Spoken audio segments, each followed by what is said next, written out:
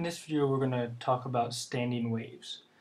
And the first thing to know about standing waves is that it looks like they stand still, which is kind of weird.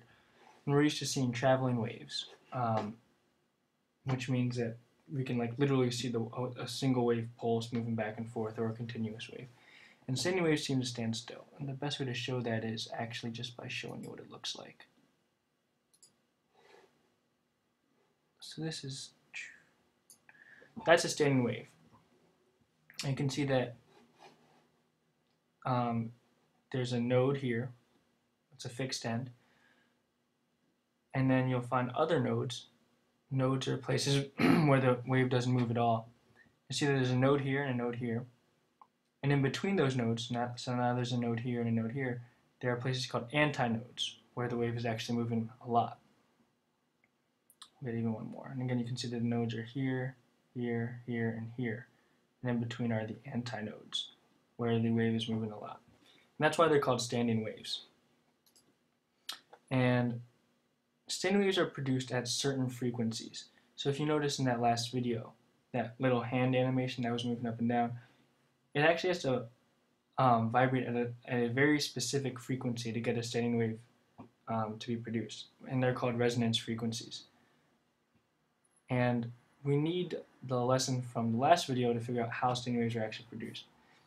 So when you first send a wave out, it goes and it's attached to a fixed end. So in that last video, we saw that there's a stationary hand, it could also be a wall or something like that. And when you send a wave down and it hits that standing end, it's reflected back. Now, if you're at a very specific frequency or set of frequencies, that reflected wave will interfere with the incoming wave. So you continue to make waves and they're going down, and then they start getting reflected. And when those two waves interfere, if they interfere in exactly the right way, the result is a standing wave. And so this video here tries to show you that. So this red wave you can see is going to our right, and the blue wave we can think of as the reflection. And if you look closely, you can see that the blue wave is the inverted version of the red wave. This purple wave up here is showing you the interference, like the net wave.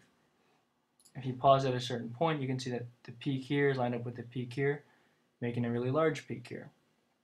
And the trough are lined up to make a trough here.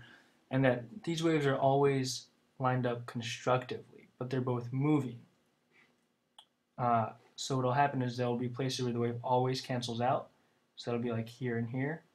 And you'll see that this is kind of up here, and you're looks like a 1/2 on their scale.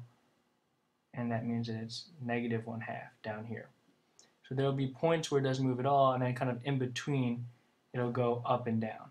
So again, if you watch that, and again, that's because the waves are moving, but they're interfering. They're kind of going from the peaks lining up to troughs lining up. Right? And we can say that the trough and the trough are lined up here, but once the wave gets to this part of the wave gets here, and this part of the wave gets here, that part will become a peak.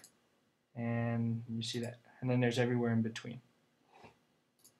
This is another nice example that just shows you how it's the incoming and reflected wave added up to make the standing wave.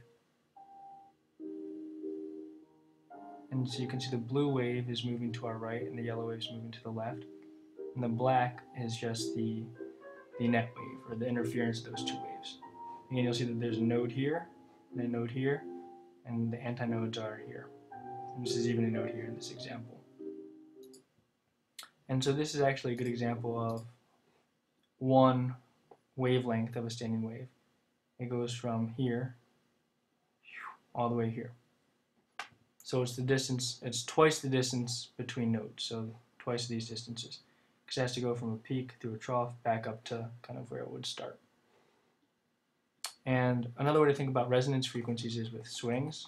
So we know from experience that there's one frequency you can push a swing at that'll keep adding energy to the system, right? So once they come back and they're standing still, when you push them again, you give them more energy and they swing even more. But if you push at a frequency different from that, they end up slowing down or eventually stopping. In the next video, we'll talk more about standing waves in that regard.